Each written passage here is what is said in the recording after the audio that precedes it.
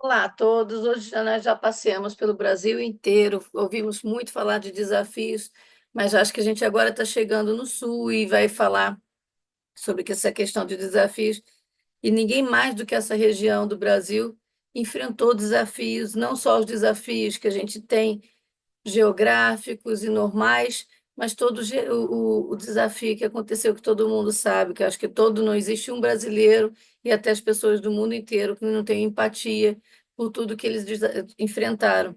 Então, agora a gente está chegando nessa região, a região sul, uma região que carrega na sua essência essa força de superação, de reconstrução, da inovação que a gente tanto fala, numa carga absurda. Se algo que vai definir esse território é a capacidade de se reinventar diante dos desafios, de transformar a dificuldade em oportunidade, de seguir sempre adiante, com resiliência e determinação.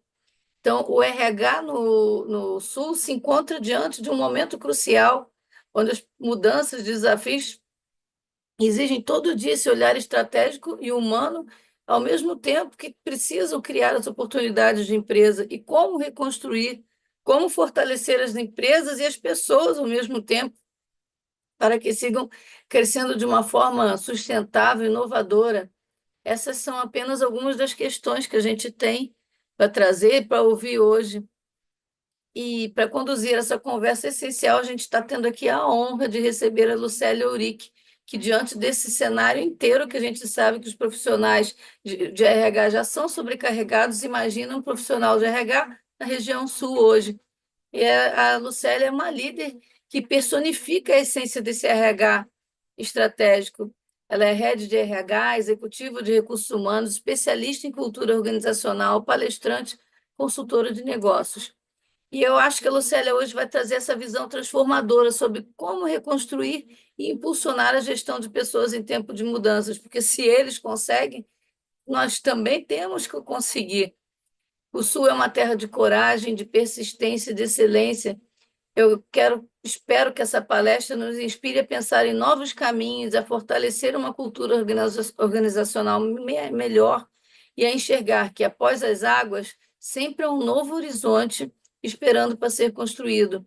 Que sigamos juntos, o desafio continua, o Sul se reinventa a cada passo e a gente precisa se reinventar com você. Eu vou passar aqui a palavra para a Lucélia, já agradecendo muito por você estar conosco aqui hoje. Oi, gente, boa tarde. Eu que agradeço a oportunidade de estar falando primeiro do meu estado, né? Todo gaúcho tem muita força, muita honra de ser gaúcho, né? Essa paixão. Segundo, por falar de um momento desafiador, muito forte no nosso estado, mas que também trouxe grandes reflexões, principalmente em questão de colaboração, de união, de resiliência, né, de ações que foram feitas naquele período e que ainda continuam sendo feitas, porque por mais que aquele momento foi um momento complicado, a gente sabe que ainda a gente está numa reconstrução, a gente não tem ainda algo tão organizado, ou tão planejado, ou tão executado, as coisas foram acontecendo e a gente teve que se adaptar às necessidades. Então, falar desse momento é relembrar, mas também é trabalhar a questão de reflexão. Trouxe aqui alguns dados para a gente poder começar, e acho que é bem importante até para a gente poder trazer um histórico mesmo, um remember de tudo que aconteceu. Então, trazendo um pouquinho da Lucélia, né? Eu sou uma administradora, já estou há mais de 15 anos na área de recursos humanos e eu também sou avaliadora, faço parte aí da Associação Brasileira de Recursos Humanos, também sou avaliadora dos prêmios do Top Ser Humano, tanto em Rio Grande do Sul, quanto em Salvador, e Santa Catarina e Paraná agora. Trazendo esse histórico para vocês, o Papo ele fala de educação, ele fala da área de recursos humanos de uma forma descontraída. Ele foi fundado em 2017 para conectar os profissionais da área de recursos humanos. Então, além de um talk show de educação, ele também tem um olhar para a conexão dos profissionais da área de recursos humanos eu trabalho como consultora de treinamento, desenvolvimento e questões de liderança e mentoria. Então, aqui um pouquinho do projeto que aconteceu e acontece em alguns estados, mas principalmente nasceu no Rio Grande do Sul, e a gente tem feito no período da pandemia, a gente fez um pouco online, e até mesmo tivemos um momento de arrecadação para a questão das enchentes, né? Um pouquinho do cenário para a gente começar a olhar o que que foi e o que que ainda está sendo, né? O cenário, quando atingiu, as inundações atingiram, a gente começou a olhar tanto para o cenário das empresas, mas quanto das pessoas. Mas quando a gente fala de RH e de olhar, de mercado de trabalho, mais de 47 mil indústrias estavam, assim, localizadas em municípios que foram atingidos pela enchente. 63% era indústria, imagina. E essa paralisação foi afetada assim economicamente muito forte. Já no comércio, que pode lojas, enfim, varejo, tem mais de 194 mil empresas foram afetadas pela inundação. Então, vocês imaginam esse cenário, né? As empresas, as casas, a tua casa sendo invadida pela água e muita, na maioria do período que ficou sem perspectiva de baixar, sem perspectiva de voltar para o trabalho ou para sua casa. Fora as coisas que aconteceram, houve morte, né? Houveram mortes nesse período, a gente sabe que infelizmente algumas pessoas perderam a vida e muitas, milhares ficaram desalojadas. Então a gente tem um cenário realmente de muita tristeza nesse período. No setor atacadista, né, registrou uma queda de volume de vendas, naturalmente, em questão de maio, mas a gente teve muito impactos, né, na questão, dos segmentos atacadistas. Nas micros e pequenas empresas, a gente teve mais de 36%, né, que são do Sul, estão ainda têm um olhar, estão retomando aos poucos, mas ficaram, assim, um bom tempo permaneceram um bom tempo fora de operação. As pessoas não voltaram para os seus micros negócios, para as suas pequenas empresas, para as suas necessidades. Quando a gente fala de cabeleireiros, quando a gente fala de manicure e pedicure, quando a gente fala de micros, né? Quando a gente fala de entrega, de teleentrega, os micros empreendedores no Brasil, e principalmente quando a gente olha, no Rio Grande do Sul, essas pessoas ficaram muito tempo fora de operação, porque é uma necessidade, porém, naquele momento, a necessidade era sobreviver, era ter onde dormir, era comer, era tomar banho, então tinha outro nesse sentido. Então, para essas pessoas, o desafio foi muito maior, porque aquela renda que se tinha acabou se perdendo mais ainda, né? E mais de 60% relataram ter sido, né, impactado aí severamente. Quando eu olho essa foto, essa é uma foto que mais me impactou durante quando eu cheguei a Porto Alegre, quando eu estive no período lá, porque quem conhece Porto Alegre está vendo que o mercado público é a entrada do Transurber, né, do Transurber. Então, o que que acontece com isso? A gente tem um olhar muito forte, a parte também da rodoviária que inundou. Então, era muito triste a gente ver isso, e as pessoas mais velhas, crianças, cachorro, tudo que for saindo da sua casa sem perspectiva de retorno, porque a água não baixava. Então, a gente teve mais de 47 mil empresas tiveram esse impacto. Fora, como eu trouxe para vocês, as micros, as pequenas, né? O quanto impactou em tudo. E quando impacta não só, porque não foi só capital, foi região metropolitana, teve interior, então teve muitas regiões, né? Mais de, assim, quando a gente olha os municípios, não foi uma parte específica, né? Foram várias partes. Então isso acaba que ficou muito mais forte, assim, para nós, muito mais impactante. 870 mil pessoas foram diretamente atingidas pelas enchentes, né? Então, a gente está falando aí de uma população que é baseada em 418 municípios,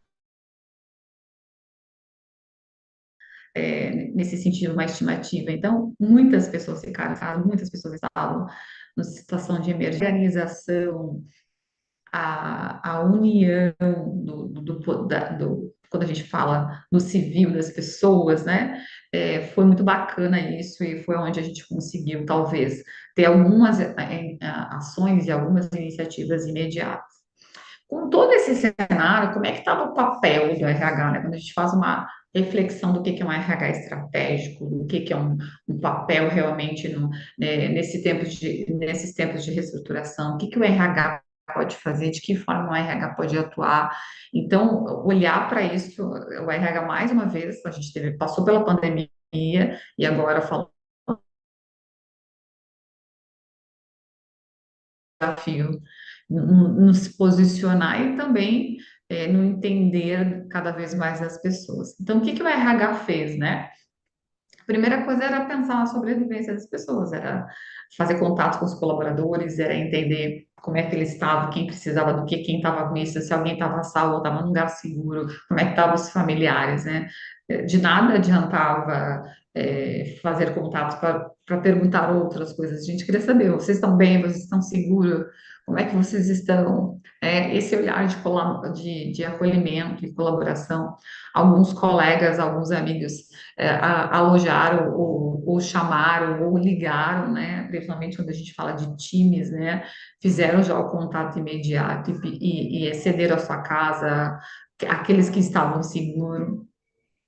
A gente também, nesse sentido, para quem podia, né, pensar, e a gente está ali no olhar de repensar novos modelos de trabalho. Então, como é que eu vou cobrar, ou como é que eu vou fazer alguma coisa se a pessoa não tem nem roupa, ela não tem onde dormir, ela não tem, ela perdeu os documentos, né? Então, esse não era o momento de falar sobre como essa pessoa vai voltar para o trabalho, e sim repensar a forma de pensar no trabalho, focar no ser humano de forma integral, físico, psicológico, dar todo o suporte. A gente também teve uma rede de profissionais de recursos humanos, as empresas se uniram, a Associação Brasileira de Recursos Humanos também era um ponto de doação. Então, a gente teve uma união muito forte com os profissionais, até para fazer o benchmark. O que tu está fazendo? Como é que está fazendo? Que situação é essa? Como é que tu fez? Porque pegou todo mundo de surpresa, né? Nós não sabíamos como agir naquele. E acompanhar o que a gente podia fazer sobre a legislação trabalhista, porque também, né, em um segundo momento, a gente também tem que olhar para isso, porque tem a questão da empresa. Então, basicamente, a gente agiu dessa forma, com sempre no olhar do acolhimento do ser humano. E aí, algumas empresas, como a JBS, como o Renner, como a NK Store, elas fizeram algumas coisas que foram bem bacanas, né? A JBS, por exemplo, antecipou o pagamento do 10º salário dos seus funcionários, a Renner doou e financiou aluguel para barcos, né? Fez doações de lojas de posto de arrecadação. Então, a gente começou numa rede muito forte para ver que cada região precisava. E tinha regiões que precisavam de tudo, né? Então, conectar com as empresas, o RH de outras empresas para fazer um bench, para entender como é que eles estão agindo, quais são as orientações que a gente pode fazer. Isso foi uma coisa muito bacana. Os profissionais da área de RH se uniram de uma maneira fantástica, e isso fez toda a diferença, e isso a gente deveria fazer cada vez mais como profissional de RH, tá?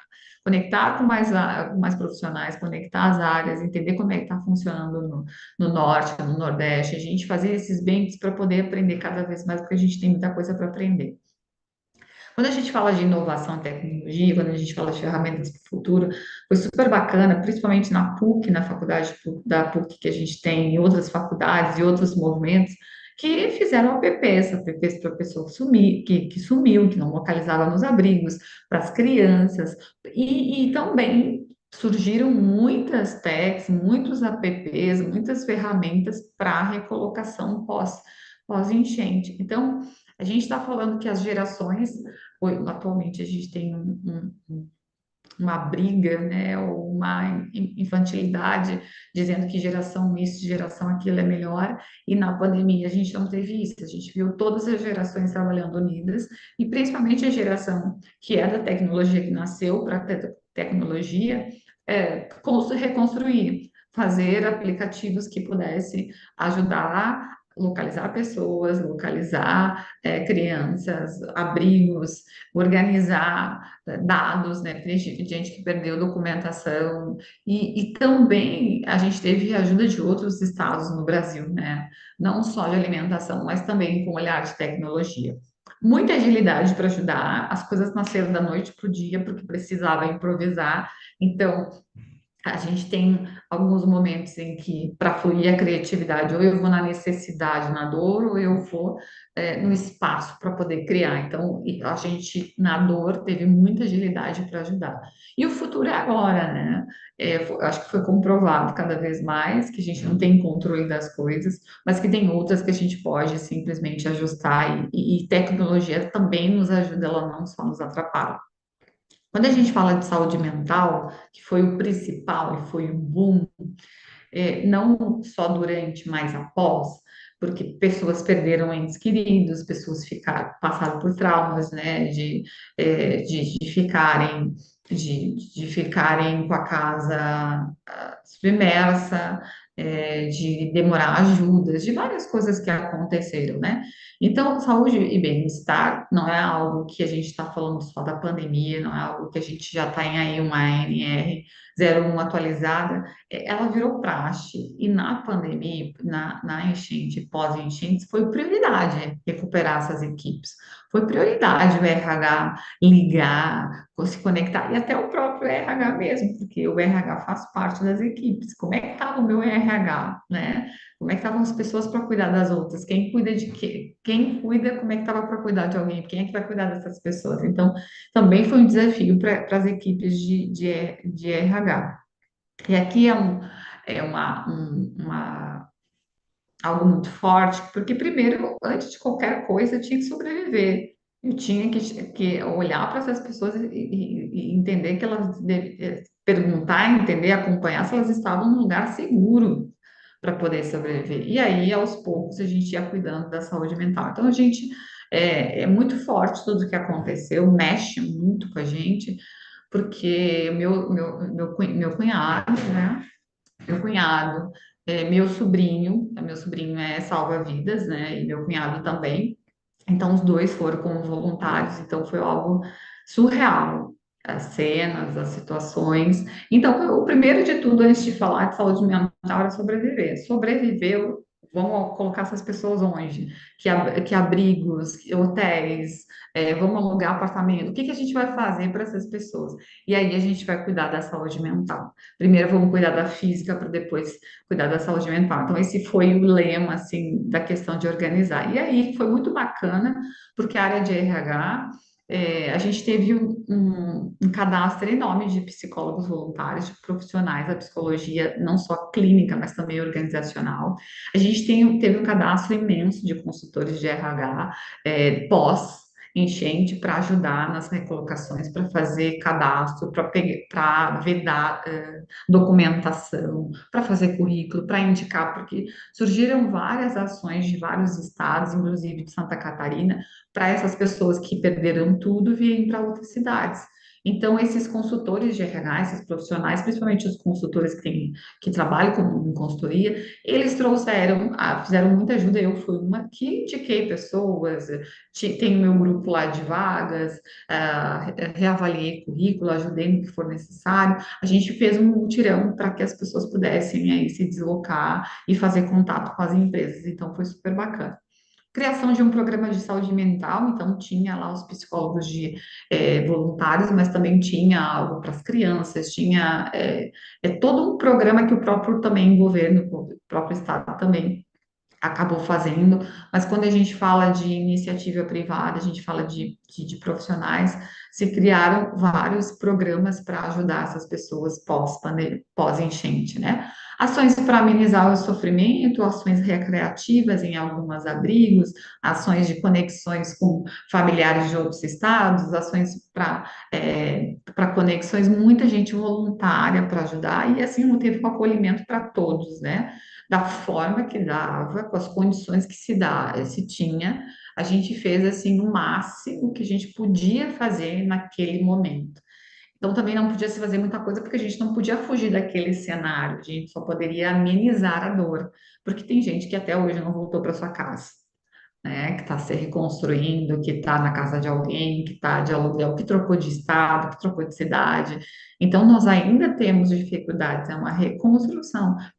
As coisas melhoraram, sim, Mas isso não quer dizer que eu só teve pessoas que conseguiram voltar para sua casa, mas como é que está a saúde mental dessas pessoas, né? Então, tem o durante e o pós-enchente. Então, aí tem um desafio quando a gente fala de acolhimento a todos, né?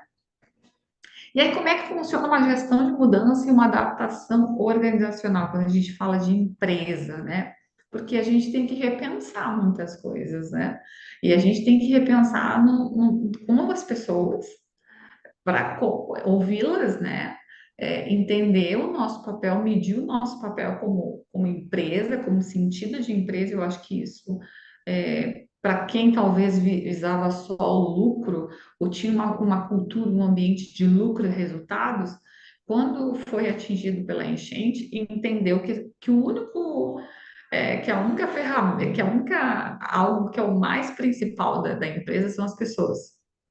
Porque as mesas, as cadeiras, inclusive a gente teve bastante algumas dificuldades, os dados foram violados, a gente teve problema com compliance, alguns dados foram vazados, as pessoas perderam documentação. Então, quando a gente olha isso, a gente faz uma reflexão, principalmente de que as pessoas são os principais fontes da nossa empresa. E aí eu olho para o papel da liderança, né? Porque algumas áreas a gente conseguiu voltar ao presencial, né? Até hoje a gente tem alguns problemas de transporte. Então, assim, que papel de liderança, que líder é esse, né? Que está diante dessa equipe, dessa pessoa que perdeu tudo, ou que perdeu um ente querido, ou que não tem como voltar para casa, ou que não tem nem roupa. Então, como que é tudo isso nesse cenário, né? Como é que tá? Então, o papel da liderança ele é fundamental. Cada vez mais tem uma exigência da liderança, mas também tem, a gente precisa preparar essa liderança para uma liderança mais conectada, para uma liderança mais humana, para uma liderança que também pode ter passado, e alguns passaram, pela mesma situação, e aí talvez se colocando no lugar do outro, sentindo na pele, pode ter mais flexibilidade. As palavras, a adaptação e a flexibilidade, ela é fundamental. Se você não tem isso, você sofre muito mais, porque a vida vai te empurrar, a situação vai te pressionar, e você tem a tendência de adoecer. Então, quando a gente fala de tudo que a gente já passou pós-pandemia e vem essa enchente, adaptação, flexibilidade, ela é fundamental para a empresa, para a liderança, para poder acolher todas essas pessoas.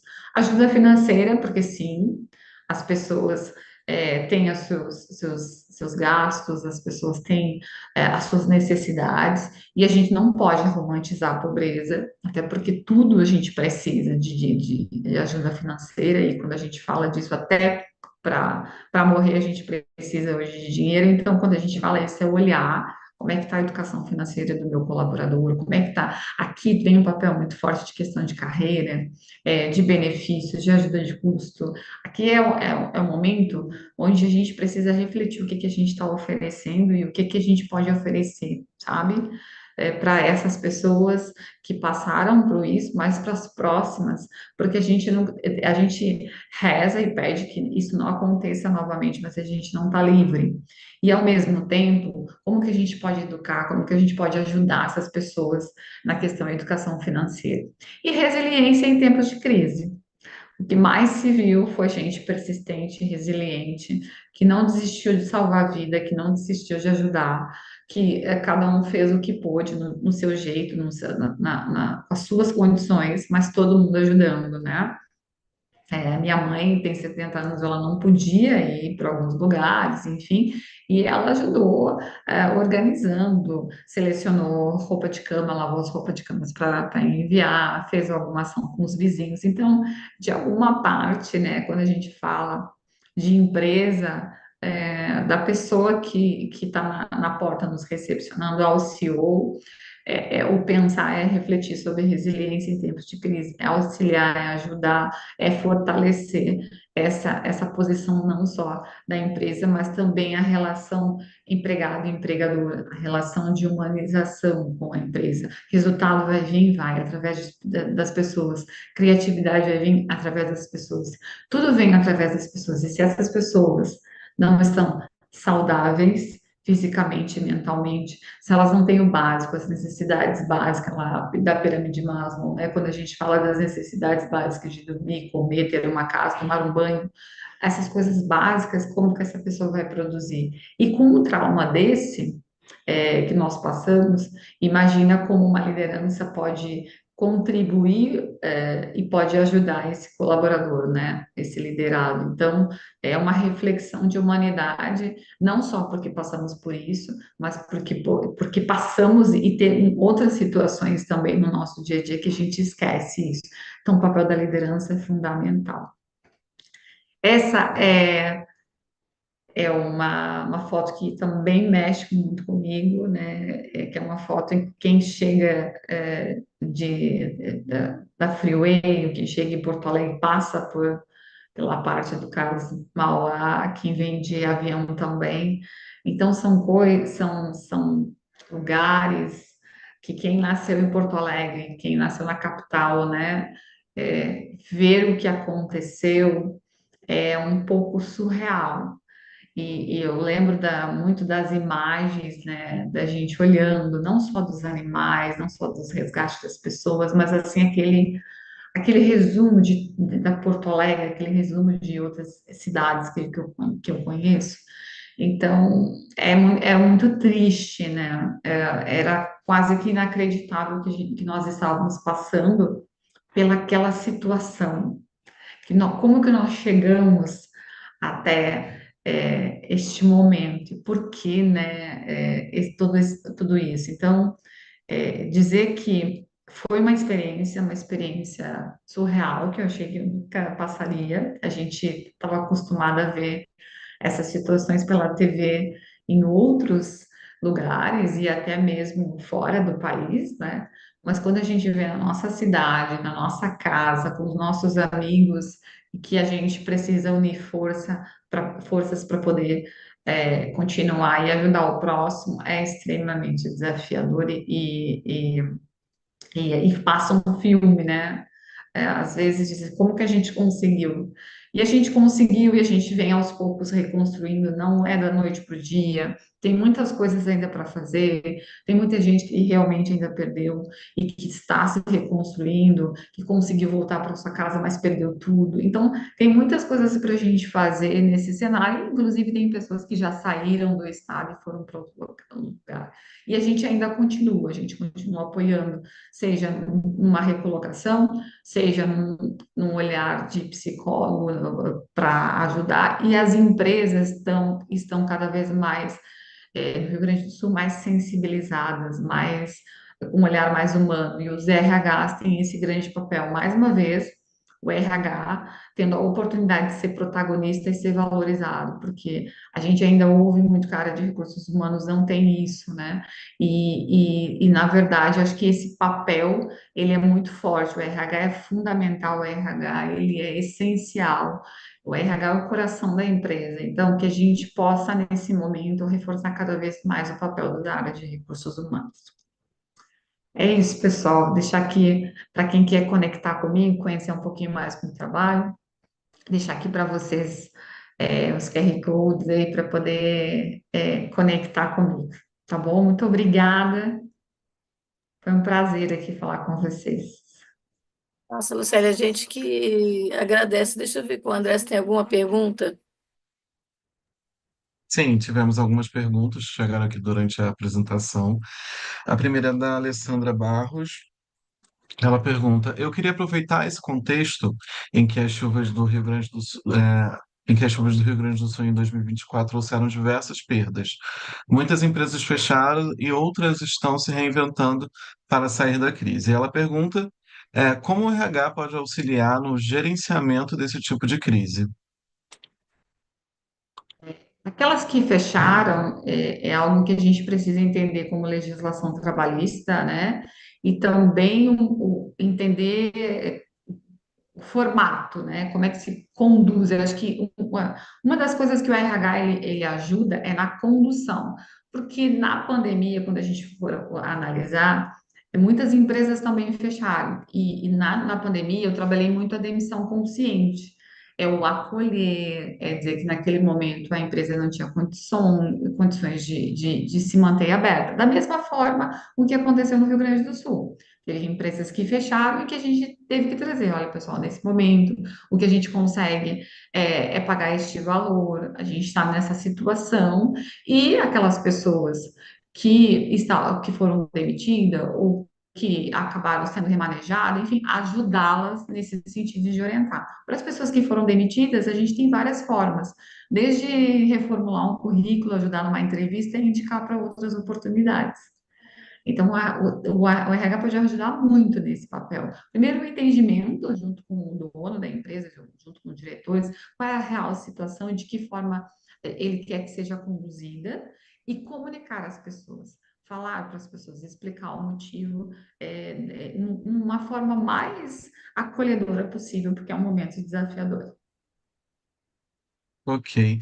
Bem, a próxima pergunta é da é do Richardson Rodrigo, e ele pergunta: mesmo empresas que não estavam em locais críticos sofreram com as chuvas, pois os fornecedores precisaram pausar, né, suas entregas, né, sejam por terem sido afetados ou pelas estradas estarem alagadas.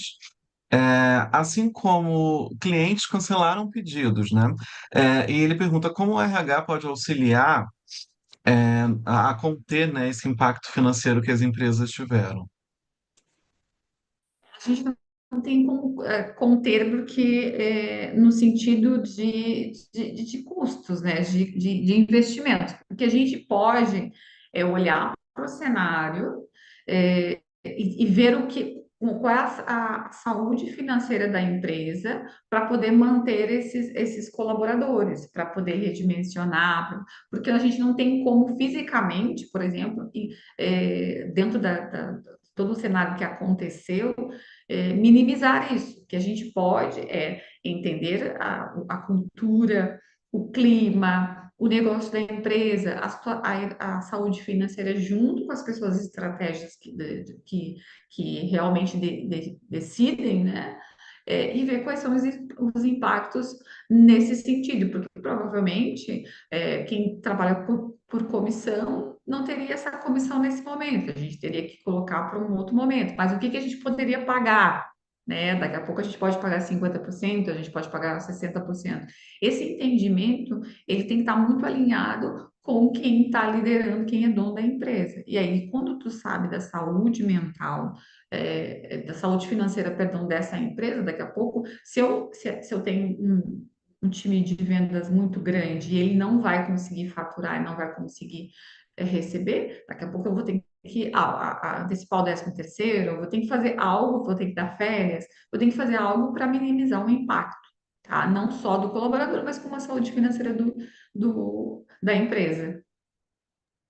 Ok, Lucélia. A próxima pergunta é da Ana Clara, e ela pergunta: com a crise instalada, a empresa já começa a buscar formas de lidar com ela.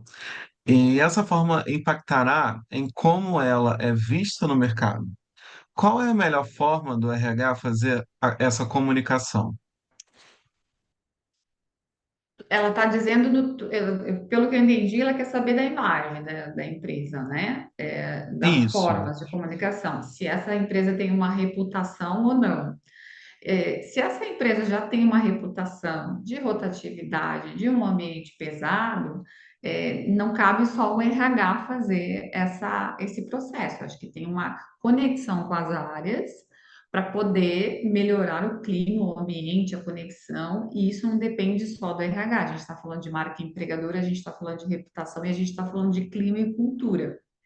O que tem que acontecer é que o RH precisa cada vez mais medir o clima, o ambiente, até para trabalhar as questões de saúde mental e de acolhimento. E como que foi essa empresa no período da enchente? Se ela já não fez todo esse cenário que eu trouxe para vocês, se ela não teve acolhimento, se ela não teve resiliência, se ela deixou de atender o colaborador nesse período de crise, provavelmente já é uma cultura dessa empresa.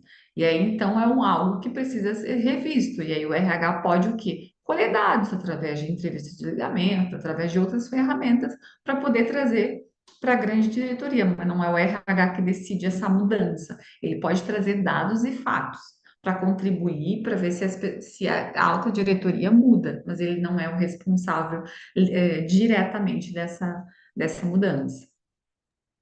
Ok, Lucélia. Agora, a última pergunta da Débora Nunes, ela pergunta a questão do cuidado, né, que você já disse, do cuidado dos colaboradores que foram afetados, mas ela pergunta de um outro olhar. Ela pergunta de uma empresa que não foi afetada, né? Vou ler na íntegra a pergunta dela. Tiveram empresas que não foram afetadas fisicamente pelas chuvas, mas alguns colaboradores tiveram suas casas atingidas.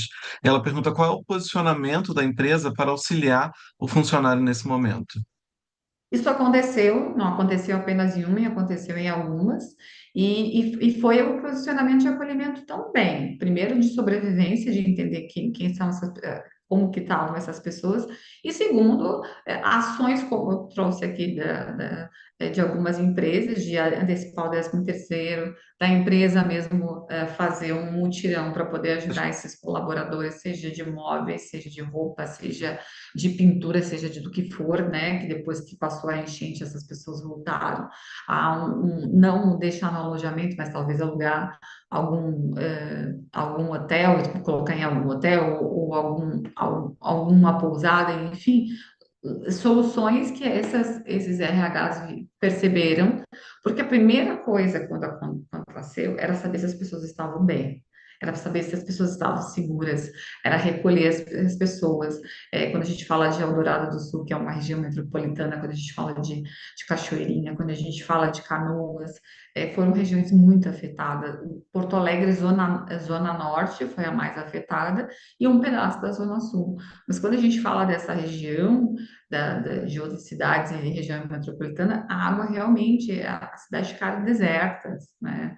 Porque tiveram que recolher, as pessoas tiveram que sair, todo mundo, e aquelas pessoas que não saíram ficaram dentro das casas e que depois, infelizmente, até algumas acabaram falecendo. Então, quando a gente fala disso, as empresas, sim, da mesma forma que algumas empresas foram atingidas, outras não foram, mas os seus colaboradores foram. E aí entra o papel da liderança, e aí entra o papel do RH, que foi extremamente acolhedor e humano para entender novas formas e para poder acolher desses sentidos, seja de fazer um mutirão, seja de fazer um olhar ao acolhimento, mas principalmente de salvar as vidas primeiro, né?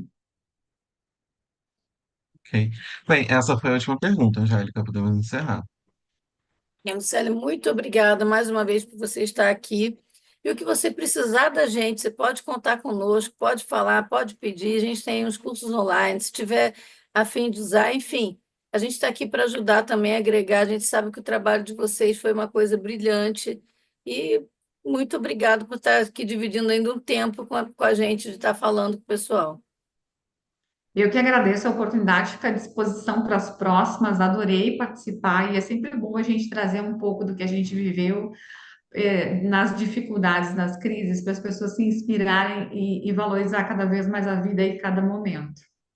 Pois é, às vezes as pessoas supervalorizam coisas que não têm nem importância, né? Exatamente. Ou se comparam, ou vivem numa ansiedade. Viva o agora, o aqui e o agora, né? E aproveite. A gente tem tantas coisas boas e ferramentas, e nessa vida a gente só está de passagem, né? Então, que É seja verdade. esse um momento maravilhoso, que seja único, que seja saudável, que seja bacana para todos nós. Bem, pessoal, então, muito obrigada, Lucélia. Essa foi a nossa última palestra, o último webinário. A gente encerrou todas as regiões do Brasil e em breve vocês vão receber as comunicações dos grupos. O André já está montando isso. E dia 25 às 10 horas, a gente tem a nossa palestra magna com um dos jurados, que ele vai falar também dos desafios do RH, um pouquinho de tudo que vocês ouviram hoje, e a gente vai dar maiores detalhes sobre a ementa e continuar esse nosso desafio, que a gente sabe que é grande. Quando a gente junta, quando a gente vê esse Brasil todo, de norte a sul, é bem complicado, a gente tem muita coisa para fazer, mas nada é impossível, como a maior prova disso está aqui, com o que a Lucélia está trazendo, que se com todas essas dificuldades eles conseguiram, então nada é impossível nunca. Obrigada, Lucélia. Obrigada a todo mundo. Boa noite. Obrigada a todo mundo que esteve com a gente hoje. Até a próxima. Tchau, tchau.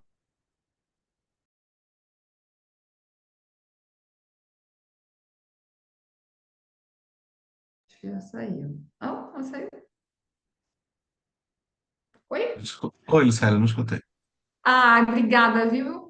Fico à disposição, qualquer coisa é só me chamar, tá bom? Pode Abraço. deixar. Muito obrigado. Muito obrigado. Tchau, tchau. Tchau.